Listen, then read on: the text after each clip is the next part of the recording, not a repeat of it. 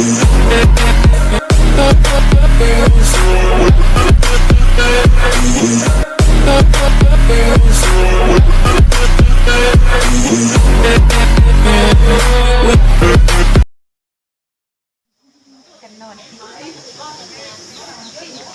tulam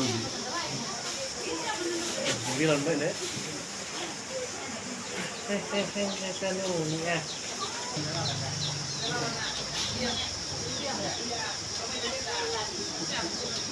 Satu, dua.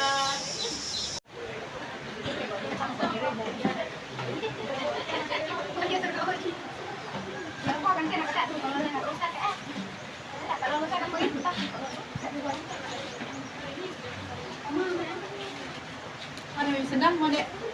Ya.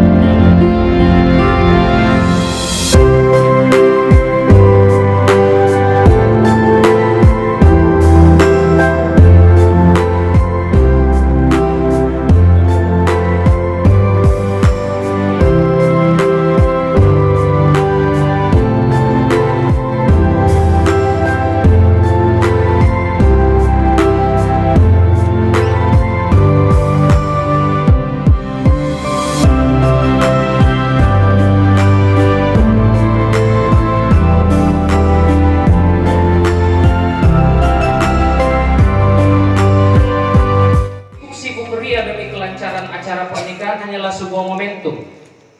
Mungkin ada yang sibuk 2-3 bulan, ada yang sibuknya bisa sampai 1 tahun persiapan, tapi ada juga yang sibuknya kurang lebih 1-2 minggu saja ya. Saya kurang tahu itu kenapa persiapannya buru-buru begitu. Walaupun pernikahan hanyalah sebuah momentum, tapi tidak jarang hal-hal yang bersifat momentum sementara seperti ini justru menjadi tonggak awal atau batu loncatan untuk terjadinya perubahan dari yang kurang baik menjadi lebih baik. Misalnya anak-anak ketika momentum mereka ulang tahun, sebelum tiup lilin diminta orang tua berjanji, ya saya janji saya tidak akan nakal lagi, pokoknya besok nakal lagi juga. Tapi setidaknya momentum itu berjanji. Atau bapak-bapak misalnya ketika momentum jatuh sakit, batuk-batuk, sesak nafas, akhirnya berjanji, saya tidak mau merokok lagi, walaupun sembuh nanti merokoknya lagi.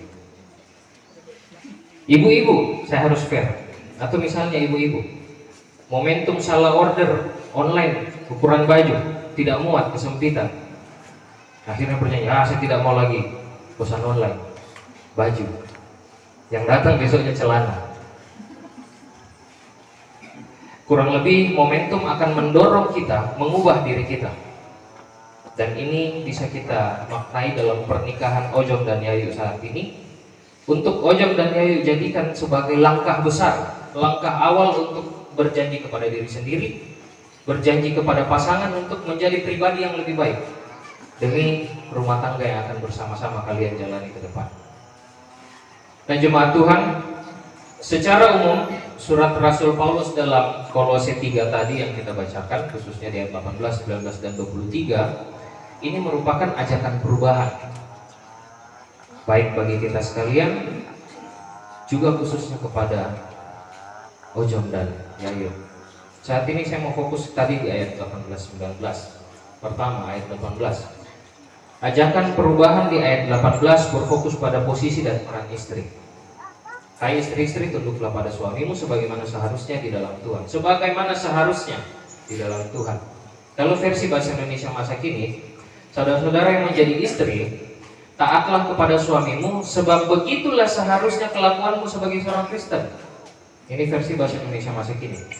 Dan ayat 18 ini berkaitan erat dengan pesan Rasul Paulus juga pesan Rasul Petrus di Efesus 5 ayat 22 sama 1 Petrus pasal 3 ayat 1. Saya bacakan. Hai istri, tunduklah kepada suamimu seperti kepada Tuhan. Demikian juga kamu hai istri-istri, tunduklah kepada suamimu, supaya jika ada di antara mereka yang tidak taat kepada firman, mereka juga tanpa perkataan dimenangkan oleh kelakuan istrinya. Sedemikian besarnya pengaruh perilaku seorang istri yang tunduk dan hormat kepada suami, sehingga dampaknya sampai. Maka saya selaku pelayan Tuhan meminta kepada kedua mempelai untuk menjawab secara jujur di hadapan Tuhan dan di hadapan jemaatnya. Apakah saudara-saudari mengaku dan berjanji akan saling mengasihi sebagai suami istri, baik di dalam senang maupun di dalam susah, baik di dalam suka maupun di dalam duka? Apakah jawabmu, saudara Ojongan? Ya, saya mengaku dan berjanji akan mengasihi Yayu Astri Wulan sebagai istriku, dan baik di dalam senang maupun dalam susah, baik dalam suka maupun dalam duka. Apakah jawabmu, saudari Yayu? Ya, saya mengaku dan berjanji akan mengasihi Ojongannya dia sebagai suamiku, baik di dalam senang maupun di dalam susah, baik di dalam suka maupun di dalam duka. Pertanyaan kedua. Apakah saudara-saudari mengaku dan berjanji akan hidup suci sesuai dengan Injil Yesus Kristus dan tidak akan meninggalkan satu dengan yang lain? Apakah jawabmu, saudara Ojongan? Ya, saya mengaku dan berjanji akan hidup suci sesuai dengan Injil Yesus Kristus dan tidak akan meninggalkan Yayu Astri Wulan sebagai istriku. Apakah jawabmu, saudari Yayu? Ya, saya mengaku dan berjanji akan hidup suci sesuai dengan Injil Yesus Kristus dan tidak akan meninggalkan Ojongannya dia sebagai suami. Pertanyaan ketiga. Apakah saudara-saudari mengaku dan berjanji akan menerima anak yang Tuhan anugerahkan dengan penuh tanggung jawab serta memelihara dan mendidiknya sesuai dengan firman Tuhan? Apakah jawabmu, saudara Ojongan? Ya, saya mengaku dan berjanji bersama dengan Yayu Astri Wulan akan menerima anak-anak yang Tuhan anugerahkan dengan penuh tanggung jawab serta memelihara dan mendidiknya dengan firman Tuhan. Apakah jawabmu, saudari Yayu? Ya, saya mengaku dan berjanji bersama dengan Ojongan Yahya akan menerima anak-anak yang Tuhan anugerahkan dengan penuh tanggung jawab serta memelihara dan mendidiknya sesuai dengan firman Tuhan. Tuhan Allah meneguhkan jawabmu sehingga nikahmu jadi dalam nama Allah Bapa, Allah Anak, dan Allah Roh Kudus. Amin. Saat ini kita akan masuk bersama dalam prosesi pemasangan cincin.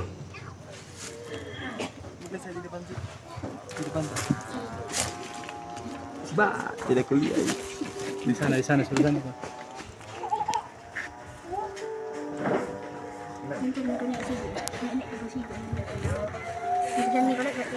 Sebagaimana cincin ini bundar dan tidak berujung, demikianlah kiranya pernikahanmu langgeng dan kekal di dalam Tuhan.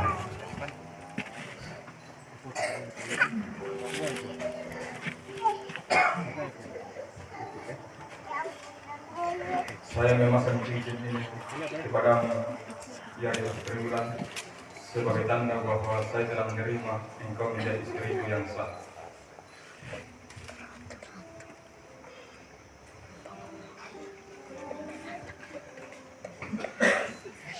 Saya memasangkan cincin ini kepadamu, wahai Tuhan Yahya, sebagai tanda bahwa saya telah menerima engkau sebagai suamiku yang sah. Saya persilakan kepada kedua mempelai yang berlutut, dan saya mengundang kita sekalian untuk berkira.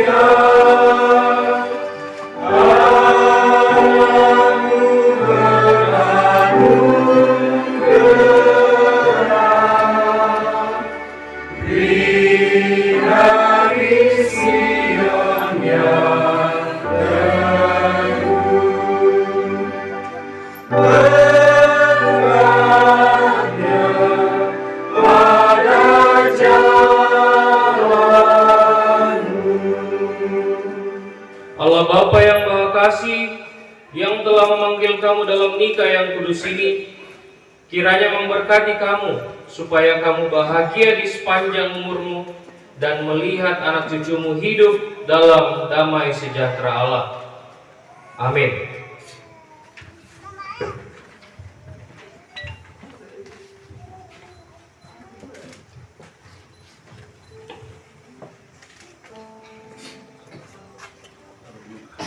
Saling berhadapan dan saya mempersilahkan pengantin pria untuk membuka cadar istrinya.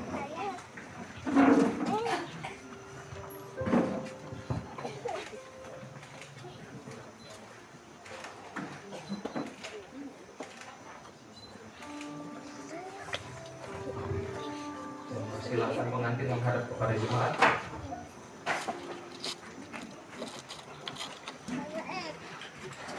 Sidang jemaat Tuhan, inilah saudara-saudara yang telah mengaku dan berjanji di hadapan Tuhan dan di hadapan kita sekalian sebagai jemaat Tuhan untuk setia dan taat dalam membangun rumah tangga Kristen sesuai dengan kehendak Tuhan dimanapun mereka berada. Terimalah.